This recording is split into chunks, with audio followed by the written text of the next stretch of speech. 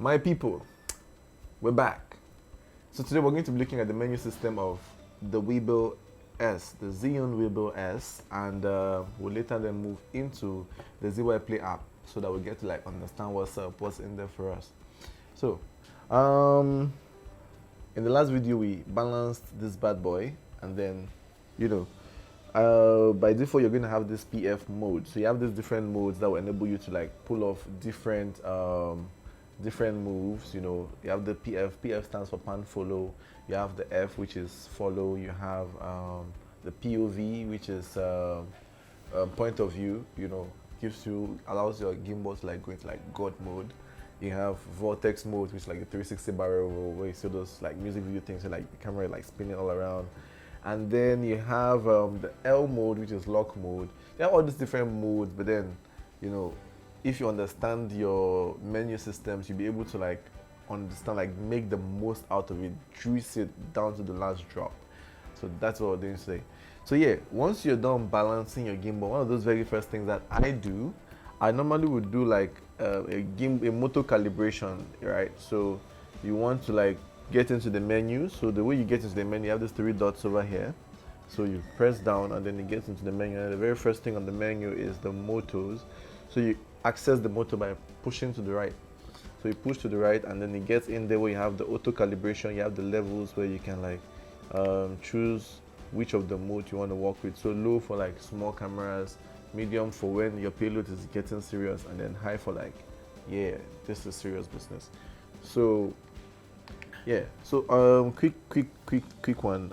So you have this three dots down here, which is like for your menu, to access the menu on the back of the gimbal with this beautiful little display that has never failed me once. Yeah. So down to get into the menu, right to go to like go next, or like enter any of the menu options, then left to go back. Up really doesn't have any function, and then for you to like navigate up or down, you kind of like have to like use this dial to either like go up or down. So that is literally that run through. All right, so let's get into this. So usually once you have like balanced your stuff, once you balance your camera, you want to run like an auto calibration, an auto motor calibration, just so that the gimbal will like wave things around, understand the payload it is carrying, and then know exactly the amount of energy to like give each motor to like carry this camera in the best possible way, making sure that like max out everything that is offering you. So for you to access that, you go into the menu, motor, and then automatic. When you do that, you need to now do auto tune. So auto tune, your camera will vibrate a little. Don't panic, it's very normal. It is just like doing its calculation, doing its thing. Yeah. So in a bit, it's going to be done. It gives you a check sign to say okay, and then thereafter you can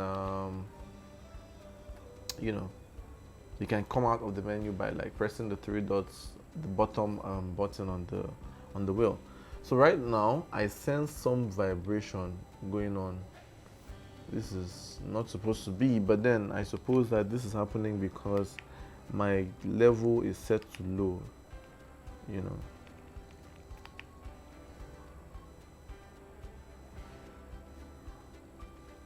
Still there. All right, so now I'm gonna try low. Oh yeah, it was supposed to be on low. Actually, can you imagine? So this gimbal is actually considering like the 5D Mark IV with the 16 to 35 as a low payload. This is annoying. This is crazy. All right, so there we're done with the motor. So you see what just happened now. I did my balancing and then did auto tune, but then it was vibrating, and then I went back into the gimbal menu and then shifted my level, like my motor level, from it was initially on medium. I took it to high, thinking that maybe the payload was high, but then it vibrated some more, so I moved it to low, and then it became stable. So yeah, feel free to interact with your gimbal, understand what it is asking for, and then we'll move on from there. So after the motor, you have things like camera. You have the next option is camera. So the beautiful thing about this gimbal is that you can actually control your camera from your gimbal. So you have things like this record button right here. With the record button, you can like start and stop recording on your camera. Isn't that sick? but then you need to like run some wire, some connections here and there with those cables from the gimbal box that we talked about earlier. So connecting your camera and then follow focus and all those kind of things, you can pull them here. Yeah.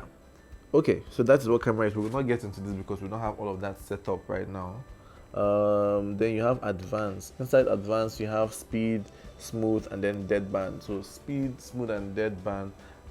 What this trio they do is they help you to customize the speed with which your gimbal moves, like the speed which you're going to use to like achieve maybe a pan, a tilt, or a roll. You know, this is where you like manage all of these things. So yeah, you can come in here with the speed now. The speed would allow you to control like how fast your tilt, roll, and pan axis would move. So now everything's at the tilt's at 25, roll 25, pan 45. So let's look at it. You see the pan is actually quite fast. So if you want it to like take its time and move ever so slowly, so yeah. So these figures here would enable you to like customize the speed, you know, with which the gimbal is going to move and everything. So you have speed for the speed with which the different axes would move, and then you have smooth. How smooth do you want it to move? Do you want it to like ease in and then ease out, or do you just want it to like move immediately? We're going to have an episode where we're going to like look at all of these things practically, like when you set them up and everything. And then deadband is how much you have to turn before the gimbal starts to follow you. So for instance, if you're doing like a pan move, you know, how much do you have to turn your wrist or turn the gimbal before the motors will now engage to follow you? That's what deadband is all about. So let's move on. You have trajectory. Trajectory is when you're trying to do like time lapse and all this kind of stuff. So you like pick point A, pick point B, and then you have it move in for your time lapse. Then the vortex mode. This is for you to customize your vortex mode, the speed and direction and all this kind of things. If you want to move in reverse and everything, so the direction, the speed. If you wanted to move for just a particular number of revolutions, this is where you set all of that up.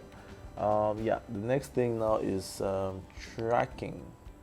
So if you're doing tracking, this is kind of like connected, like if your camera is connected to your gimbal and everything, your camera is connected to the gimbal. You could like tell the gimbal, okay, I'm using a 35mm right now, so that if you're going to be tracking somebody, you know, it would give you the best possible, you know, gimbal strength. Set the best possible strength to the motors, just so that you can achieve certain tracking shots better.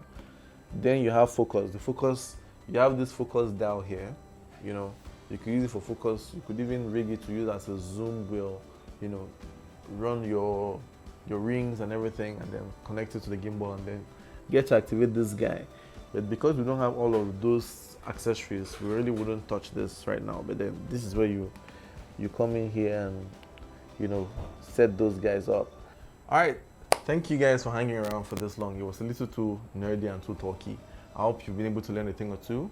A very big thank you to Camera Joint for coming through to us and putting this episode together.